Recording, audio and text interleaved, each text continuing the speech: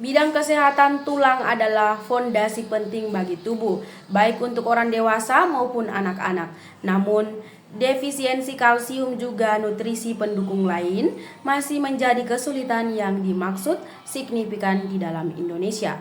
Data menunjukkan sejumlah orang dewasa juga anak-anak Indonesia belum memenuhi keinginan kalsium harian yang dimaksud disarankan yang digunakan berdampak buruk pada kemampuan fisik tulang. Bagi orang dewasa, teristimewa wanita, lansia, dan juga individu dengan pola makan yang tersebut tak seimbang juga pola hidup yang digunakan tidak ada sehat. Kalsium adalah mineral esensial yang mana kerap kali tak tercukupi kebutuhannya.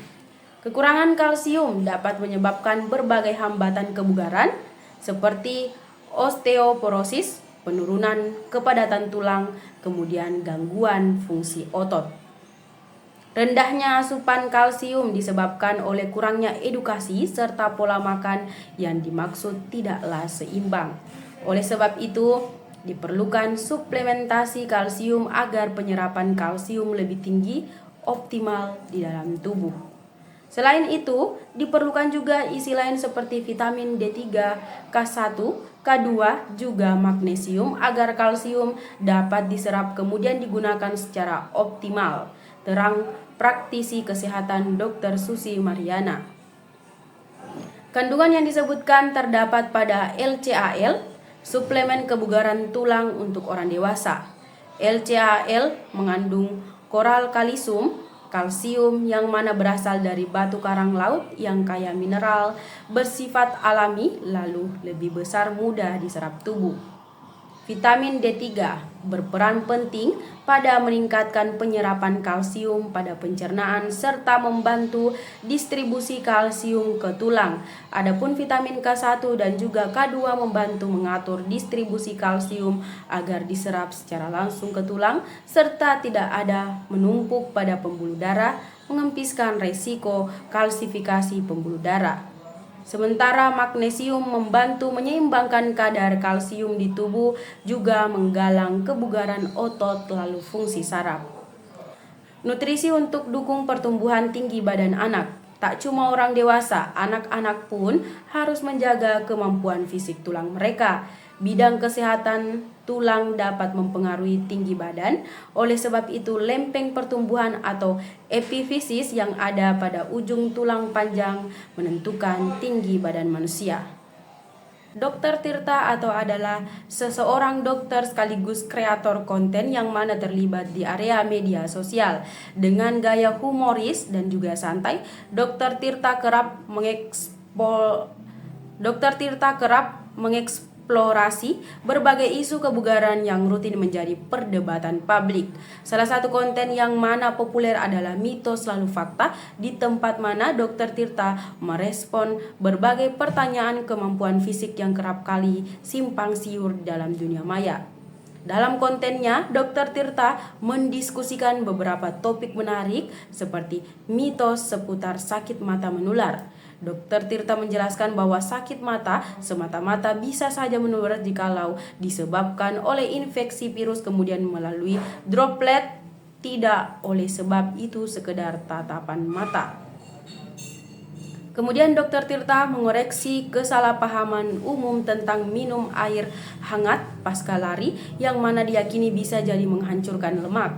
Dr. Tirta menyatakan bahwa suhu air bukan mempengaruhi lemak di tubuh sehingga anggapan yang dimaksud adalah mitos belaka. Selanjutnya ada mitos bahwa mencabut rambut hidung sanggup membuatnya berkembang lebih tinggi panjang. Menurut Dr. Tirta, mencabut atau merontokkan atau memotong rambut hidung hanya sekali akan membuatnya bertambah kembali tapi bukan mempengaruhi panjangnya. Dalam konten lain, Dr. Tirta juga mengungkap fakta bahwa berbagai pikiran tiada menyebabkan epidermis menjadi gelap lantaran pemicu utama dermis gelap adalah paparan sinar matahari tidak stres. Dengan keahlian medisnya, Dr. Tirta juga menjelaskan bahwa orang yang tersebut pernah terkena cacar, mempunyai kekebalan namun dapat terinfeksi lagi apabila kekebalan tubuhnya menurun. Dr. Tirta juga mendiskusikan tentang varises yang digunakan disebabkan oleh pembuluh darah yang tersebut tiada dapat mengatasi darah dengan baik ke jantung.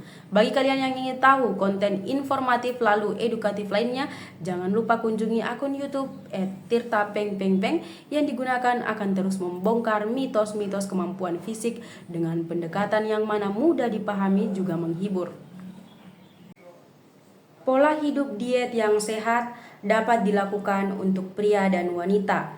Diet sehat ini justru disarankan karena kegemukan badan bisa mengakibatkan timbulnya penyakit berbahaya.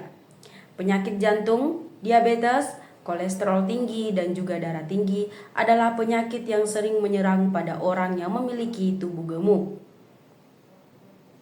Kurangi karbohidrat. Cara diet sehat dan mudah yang bisa dilakukan adalah dengan mengurangi porsi karbohidrat, tapi bukan berarti tidak mengonsumsinya.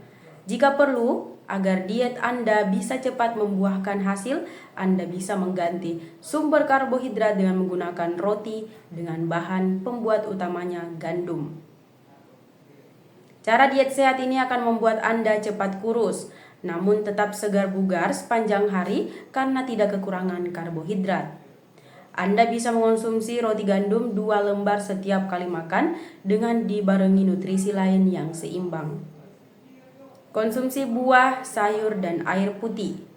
Buah yang bisa menurunkan kadar lemak sebaiknya Anda siapkan selama Anda menjalani masa diet.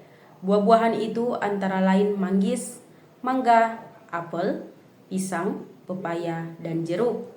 Selain dengan buah, cara diet sehat dan murah bisa Anda dapatkan dari beberapa sayuran hijau yang mudah untuk didapatkan. Cara diet sehat dengan cara alami ini harus Anda barengi dengan konsumsi air putih. Agar lebih baik jika untuk sementara Anda sangat membatasi penggunaan gula pada minuman. Jika Anda telah melakukan beberapa tahap diet tersebut, maka akan lebih baik lagi jika Anda juga melakukan olahraga.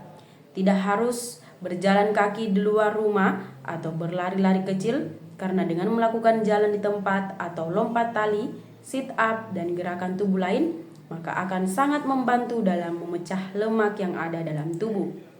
Lakukan cara diet sehat ini secara rutin setiap hari untuk mendapatkan hasil maksimal. Selamat mencoba, semoga berhasil. Cara memilih program diet yang cocok untuk tubuh. Keseimbangan. Berbagai program diet menawarkan berbagai metode yang berbeda. Manapun yang Anda pilih, pilihlah yang mengandung asupan gizi yang memadai bagi Anda. Jumlah asupan gizi yang masuk tiap hari dalam tubuh Anda harus memenuhi batasan yang dianjurkan, walaupun diet yang Anda jalani tersebut rendah lemak maupun rendah kalori. Janganlah mengikuti program-program diet yang sangat ekstrim maupun sangat drastis, seperti hanya mengonsumsi protein dan menghilangkan karbohidrat, maupun hanya mengonsumsi buah tanpa mengonsumsi yang lainnya. Keamanan. Janganlah mencoba diet yang menjanjikan Anda bisa turun berat badan dalam jumlah yang banyak dalam waktu yang sangat singkat. Meski kedengarannya sangat menggiurkan, demi kesehatan Anda, lebih baik jangan, kecuali sudah ada bukti yang memang betul-betul real. Diet yang aman adalah jika berat badan Anda turun secara stabil dalam jangka waktu yang terencana. Berat tubuh yang turun mendadak akan mengganggu sistem metabolisme tubuh. Salah satu kunci juga terletak di cara memilih makanan untuk diet. Konsultasi. Agar program penurunan berat badan tersebut berjalan dengan aman dan optimal, maka konsultasikan kepada ahlinya. Alangkah baiknya jika sebelum dan selama memulai program tersebut Anda didampingi oleh dokter serta dokter ahli gizi. Hal ini terutama sangat berguna jika Anda memiliki keadaan kesehatan khusus, misalnya diabetes, tekanan darah tinggi atau rendah, dan sebagainya. Walaupun secara kesehatan Anda prima, tidak ada masalahnya Anda secara reguler berkonsultasi dengan ahli-ahli tersebut untuk memantau sejauh mana kemajuan program tersebut dan dampaknya pada Anda. Demikianlah tadi beberapa cara memilih program diet yang cocok untuk tubuh. Semoga dapat memberikan informasi serta dapat menambah wawasan kita, khususnya bagi Anda yang sedang merencanakan program diet. Semoga dapat bermanfaat dan semoga program diet Anda sukses.